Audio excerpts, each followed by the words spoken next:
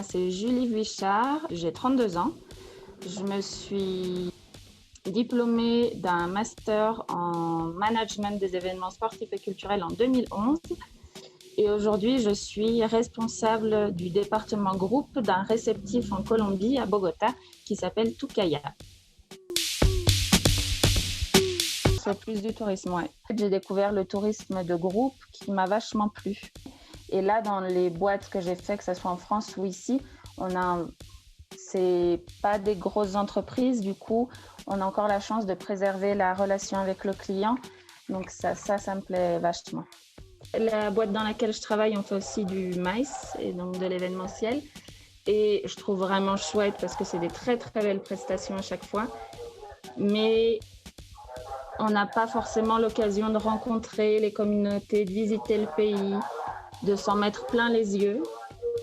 C'est vraiment très court, c'est luxe, c'est vraiment chouette, c'est vraiment beau. Mais finalement, moi, j'aime faire découvrir à mes petits groupes ce qu'est la Colombie vraiment, quoi. Les deux. Notre promo, ça a été celle où la fac est devenue l'IAE. Donc les deux. Les deux. La France pour les amis et la famille. Et la Colombie pour la manière de vivre. Espagnol. Français avec mes clients et espagnol avec mon équipe et mes prestataires. Pour moi, voyage solo et pour mes clients, voyage en groupe. Même si j'adore voyager en groupe avec mes copains. Hein. Mais 15 jours, c'est beaucoup. Ajiaco, parce que c'est la soupe traditionnelle de Bogota, faite à base de pommes de terre et de poulet, et la tartiflette les jours où la famille manque. Petit groupe pour avoir l'occasion de pouvoir vraiment échanger avec les communautés, les locaux. Sur mesure, tout le temps.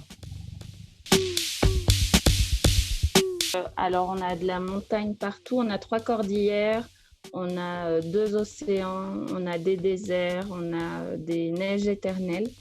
Du coup, voyage au froid pour être dans les montagnes.